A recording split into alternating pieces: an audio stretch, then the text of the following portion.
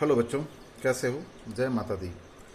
आज की class the English physics concept की ऊंची उड़ान में एरोडोप के प्रॉब्लम 1.13 के बारे में लर्न करने जा रहे हो। इस क्वेश्चंस में इंफॉर्मेशंस क्या हैं? पार्ट के लिए जो यूनिफॉर्मली मूव कर रहा है which is always directed towards B. इस क्वेश्चंस का फर्स्ट लाइन तुम्हें ये इंफॉर्मेशन दे रहा है। ये पार्ट के लिए moves uniformly with a speed 10 metre per second, जो हमने एजम्पशन किया है, so that its velocity vector is continuously aiming at point B which in its turn moves rectilinearly and uniformly with velocity 6 metre per second. यानी B जो है वो always इस straight line के अलॉन्ग मूव कर रहा है with velocity 6 metre per second, जबकि ए जो है वो बी के मोशन को फॉलो कर रहा है ना। जैसे मान लो ये हमारा रैट होता और ये कैट होता, तो कैट क्या करता? ऑब्वियसली रैट को फॉलो करता। Initially at the initial momentum क्या इंफॉर्मेशन है? भी यानी वेलोसिटी ऑफ ए बी का परपेंडिकुलर है, यानी वो दोनों ए बी लाइन पर हैं और they are separated by distance 32 metre. ये भी मैंने एजम्पशंस किया है। तो क्वेश्चन में पूछ रहा है how soon the points converge. So इस डायग्राम को हम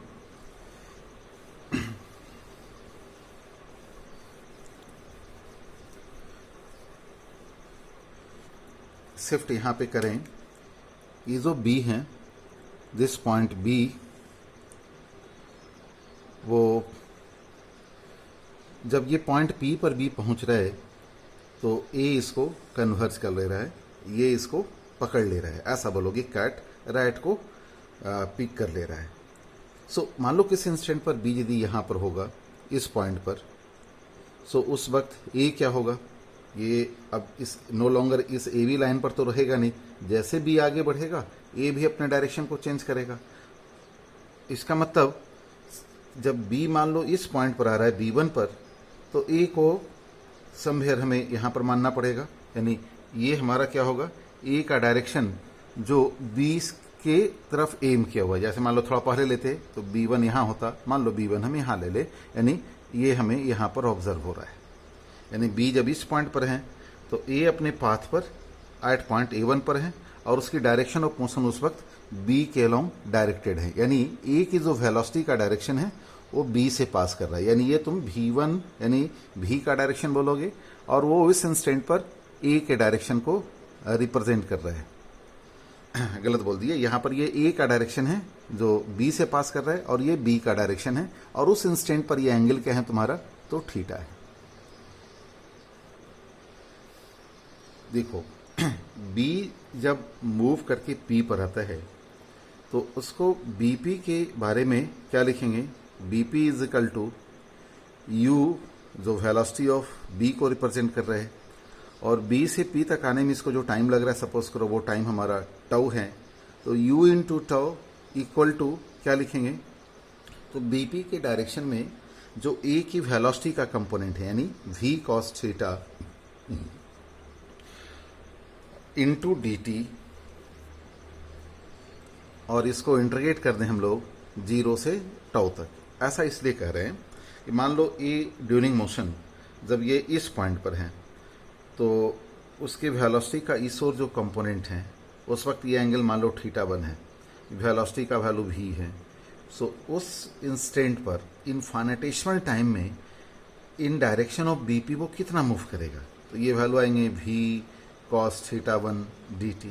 अगले इंस्टेंट पर मान लो किसी और पॉइंट पर ए होगा, फिर वो बी को एम कर रहा होगा, उस इंस्टेंट पर एंगल यदि θ2 ले लें तो वो कितना मूव करेगा नेक्स्ट dt टाइम में? तो v cos θ2 इंटू dt। यानी यहाँ पर जो थीटा है वो फंक्शन ऑफ टाइम है ना। इसका मतलब है कि हम यहाँ पर यदि थीटा को as a function of time का एक रिलेशन हमें पता होता तो हम यहाँ से डायरेक्ट इसके आंसर का वैल्यू निकाल सकते थे, टी का वैल्यू ऑब्टेन कर सकते थे। पर यहाँ पर थीटा किस वे में चेंज कर रहा है टाइम के साथ, this information is not given. So यहाँ पे हमें फर्दर इस इक्वेशंस को सिंप्लीफाइड करके ऐसा लिख सकते हैं कि भी जो इंटीग्रेशन से बाहर कर लें cos थीटा dt और टाइम 0 से t equal to u into tau, यानी हम यहाँ पे ये वाले टर्म को यदि निकाल लें एज ए होल और नेक्स्ट इसमें पुट कर दें तो हमारा ये टाइम निकल जाएगा। यदि तुम इसमें बाई डायरेक्शन में यानी ए बी लाइन की तरफ वेलोसिटी v को लिखते हो तो वो वैल्यू आ जाएगा v sine theta into D T, और ये 0 से लेकर टोटल टाइम t के लिए वैलिड होगा। और ये वैल्यू फिर क्या लिखोगे, देखो इस डायरेक्शन में u का कंपोनेंट तो होगा नहीं, इक्वल टू l जो इनिशियल सेपरेशन का वैल्यू दिया हुआ है। फिर यहाँ डिफिकल्टी ये है कि इस कॉस थीटा डी थीटा निकालने के लिए तुम्हें इस इक्वेशंस का हेल्प लेना पड़ेगा, पर यहाँ पर साइन थीटा डी थीटा भी अपने आप में क्या है, वो भी ठीक वैसा ही है जो डिफिकल्टी यहाँ पर है, यानी थीटा टाइम के साथ बदल रहा है, इसके बीच में एग्जैक्ट हमारे पास रिलेशन नहीं है। इससे कुछ बच्चे यदि इस वे में सोचना शुरू करते हैं तो गलत नहीं है, लेकिन एग्जैक्ट हमारे पास theta as a function of time का रिलेशन नहीं पता है। सो आगे इस क्वेश्चन को प्रोसीड कैसे किया जा सकता है, मान लो जब ये पॉइंट A1 पर था तो इसके जो डिस्प्लेसमेंट हैं, डिस्प्लेसमेंट क्या होते हैं बच्चे, शॉर्टेस्ट डिस्टेंस। इनिशियल डिस्प्लेसमेंट क्या था, यानी ए बी को यदि एम कर रहा था तो वो एल था, और जब वो फाइनली पॉइंट पी पर आएगा तो डिस्प्लेसमेंट का वैल्यू क्या हो जाएगा, 0। तो किसी इंस्टेंट पर जब वो पॉइंट A1 पर है उस टाइम के बाद dt टाइम में इसके बीच का जो डिस्प्लेसमेंट है, यानी ये डिस्प्लेसमेंट बोल सकते हैं सपोज dr, तो डिस्प्लेसमेंट कवर करने का रेट ये जो है टाइम जैसे से बीतेगा डिस्प्लेसमेंट डिक्रीज भी होगा। तो इंटीग्रेट करने से पहले इस डिस्प्लेसमेंट के साथ हम लोग माइनस साइन भी लगाएंगे, यानी डिस्प्लेसमेंट जो कवर होने का जो रेट है, जो कि ऑलवेज ए से बी का जो लाइन मिलाएंगे उस तरफ की बात करें तो वो वैल्यू क्या आएगा। सो A1 टू B1 जो लाइन है उस इंस्टेंट पर उस लाइन के अलोंग जो वेलोसिटी ऑफ B होगा, यानी वेलोसिटी ऑफ A होगा, वो तो हमारा v होगा, पर जो b का कंपोनेंट होगा वो वैल्यू आएगा u cos थीटा, और ये जो मैंने लिखा है dt टाइम में ये कवर अप कर रहा है। क्योंकि ये dr डिक्रीजिंग है, सो आगे हम इसको इंटीग्रेट करने से पहले यहाँ एक माइनस साइन लगाएंगे जब डिक्रीजिंग और इंक्रीजिंग फंक्शन की बात करते हैं, और नेक्स्ट हम इसको इंटीग्रेट करें।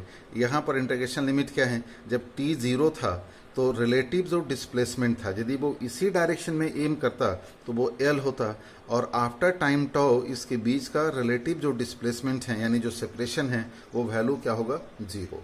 सो नेक्स्ट इस इक्वेशंस को यदि हम इंटीग्रेट करें तो यहाँ पर ये वैल्यू क्या जाएगा, dr का integration r with minus sine, तो ये वैल्यू L आ जाएगा, और राइट हैंड साइड का वैल्यू क्या जाएंगे, तो ये वैल्यू हो जाएगा v इंटू टाउ, और ये वैल्यू माइनस u, और नेक्स्ट ये value cos theta into D T 0 से टाउ।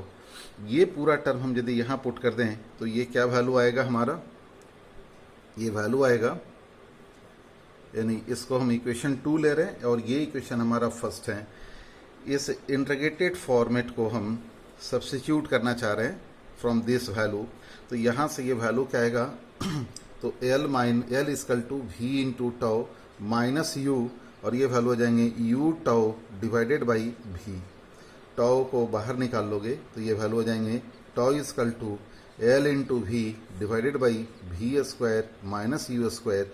L का वैल्यू दिया हुआ है तुम्हारा 32 मीटर, L इक्वल टू 32 और v इक्वल टू हमने लिया है 10, L और ये value v square equal to 100 square, u square equal to 6 का स्क्वायर, तो 100 माइनस 36 यानी ये 64, तो ये सिंप्लीफाइड होकर कितना वैल्यू आएंगे 5 सेकेंड। तो जेई का जो इंटीजर टाइप जो क्वेश्चंस आते हैं उसमें ये क्वेश्चंस पूछे जा सकते हैं। सो इस क्वेश्चंस में जो मिसकंसेप्शन था, यानी जो एक मैथमेटिकल कंस्ट्रेंट आ रहा था साइन थीटा को लेकर, उसको मैंने क्लियर किया। नेक्स्ट क्लास में हम नेक्स्ट लेक्चर में नेक्स्ट वीडियो में कुछ इसी ढंग से जो बहुत अच्छे क्वेश्चंस होते हैं जो जेई के लिए पूछे जाते हैं, या जो न्यूली फ्रेम्ड क्वेश्चंस हैं जिसके आने की प्रोबेबिलिटी जेई में बहुत ज़्यादा है, वैसे क्वेश्चंस को डिस्कस करेंगे। थैंक यू बच्चों।